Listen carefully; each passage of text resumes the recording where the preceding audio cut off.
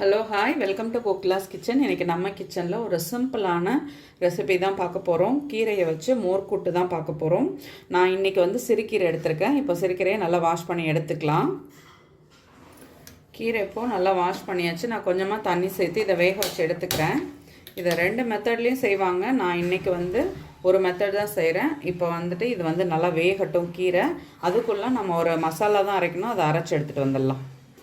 இப்போது மிக்ஸி ஜாரில் நான் கொஞ்சமாக தேங்காய், உங்களுக்கு எவ்வளோ காரம் தேவையோ அதுக்கு தகுந்த அளவு பச்சை மிளகாய், ஒரு 1/4 ஸ்பூன் அளவு சீரகம் எடுத்திருக்கேன். இதை நல்லா நைஸாக அரைச்சி எடுத்துகிட்டு வரேன். கீரை இப்போது வேக ஆரம்பிச்சிடுச்சு. நான் இதுலேயே கொஞ்சமாக உப்பு சேர்த்துட்டேன். ஸோ உப்பும் கீரையும் நல்லா வெந்துட்டோம். கீரை இப்போ நல்லா வெந்துடுச்சு. நம்ம அரைச்ச விழுதை இதில் சேர்த்துக்கலாம். கீரையில் இப்போது தண்ணியெல்லாம் வற்றிடுச்சு. நான் நல்லா கெட்டி தயிரை இந்த மாதிரி நல்லா அடித்து எடுத்துருக்கேன். அதை இதில் சேர்த்துக்கலாம்.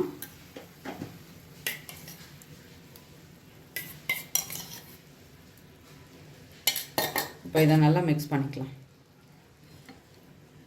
இப்போ இதை நல்லா மிக்ஸ் பண்ணியாச்சு. இதை லைட்டாக தாளிப்பு போட்டு அதில் சேர்த்துடலாம்.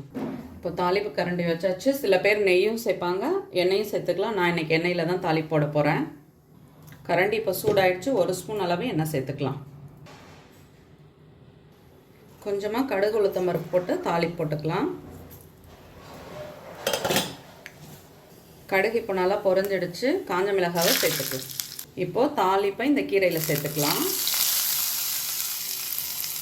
அவ்வளோதான், சூப்பராக மோர்க்கூட்டு ரெடி ஆகிடுச்சு. நம்ம பவுலில் மாற்றிக்கலாம். சுட சுட சூப்பராக தஞ்சாவூர் ஸ்பெஷல் கீரை மோர்க்கூட்டு ரெடி ஆகிடுச்சு. நீங்களும் வீட்டில் ட்ரை பண்ணி பாருங்கள். கண்டிப்பாக உங்களுக்கு பிடிக்கும். வீடியோ பிடிச்சா லைக் பண்ணுங்கள். என்னோடய வீடியோ உங்களுக்கு யூஸ்ஃபுல்லாக இருந்தால் சப்ஸ்கிரைப் பண்ணிக்கோங்க. தேங்க்யூ.